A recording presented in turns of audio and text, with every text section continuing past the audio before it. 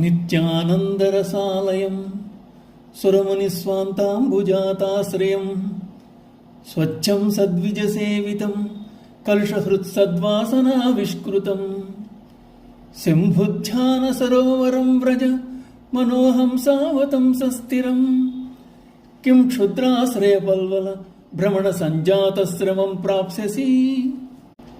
ఓ మానసరాజహంసమా, శాశ్వతానందమనడి జలములకు స్థానమైనది, దేవతల యొక్క పరమహంసల యొక్క హృదయములనడి పద్మములకు ఆధారము, నిర్మలము అయి యోగ్యులైన ద్విజులచే సేవింపబడినది, పాపహరము సత్కర్మవాసాల చేత ప్రకటింపబడినది ఒక శివుని ధ్యానమనడి స్థిరమైన సరశ్రేష్టమును పొందుము.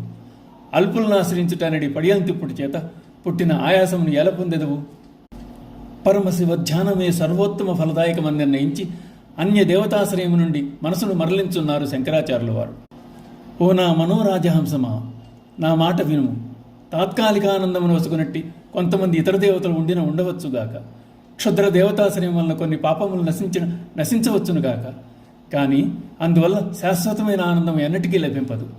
అది నీరు చేరి నిలిచిన చిన్న చిన్న గుంటల వద్దకు చేరి ఆయాసపడుటే గాని వేరు కాదు. అటువంటి వృధాశ్రమ ఎందుకు పడుతున్నావు? శివధ్యానము చేయుము. శివధ్యానము ఒక జీవ సరోవరం.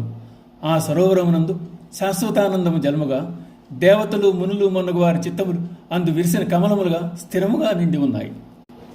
ద్విజోత్తములెల్లా హంసలై నిత్యము సేవించుతున్నారు. అది పాపములను హరించి వేయగలది. సత్కర్మ సంస్కారం చేత గాని అట్టి సరస్సునందలే అమృత జలము గ్రోల వీలు కాదు. సువాసన వెద్యము అట్టి సరోవరము తక్కిన చెరువుల వలె ఏదో ఒక నాటికి తరిగిపోయేది కాదు, ఎండిపోయేది కూడా కాదు. బహిరంగ సాధనములను విడిచిపెట్టి అంతరంగ సాధనము అవలంబింపము. రాజహంస సరస్సులో విహరిస్తూ ఆనందం అనుభవిస్తుంది. మనస్సును రాజహంసతో పోల్చిన శంకర్లు అందుచేత శివధ్యానమును సరోవరం అన్నారు. మనస్సు అనే రాజహంసను ఆ ఉత్తమమైన సరస్సునందు విహరించమంటున్నారు. ఆ ఉత్తమ సరస్సును ఆశ్రయించి శాశ్వతమైన ఆనందాన్ని పొందమంటున్నారు. ఏ సరస్సు అయినా పద్మములకు నిలయం, కానీ పరమేశ్వర ధ్యానమనుడి సరస్సునందు మహర్షులు దేవతలు విహరిస్తూ ఉంటారు. వివేక జ్ఞానం కలిగిన పరమహంసలు ఆ ధ్యాన సరస్సునందు మునకలు వేస్తూ ఉంటారు. శివుణ్ణి ఆశ్రయించిన భక్త హృదయ పద్మాలు అందులో కానవస్తాయి. సరస్సునందలి పద్మములు పరిమళాలు వెద్దలుతూ ఉంటాయి. అయితే ధ్యాన సరస్సులో సంస్కారపూరితమైన సద్వాసనలకు బాళిస్తాయి. సరస్సులోని జలం తాపాన్ని పోగొడుతుంది, కానీ పాపాన్ని ఒక్క ధ్యాన సరస్సు మాత్రమే హరించివేయగలదు. ఈశ్వర ధ్యాన సరస్సును ఆశ్రయించిన వారు శాశ్వత ఆనందాన్ని అందుకుంటారు, బంధ విముక్తులవుతారు అంటున్నారు శంకరాచార్యుల వారు. ఓం నమః శివాయ.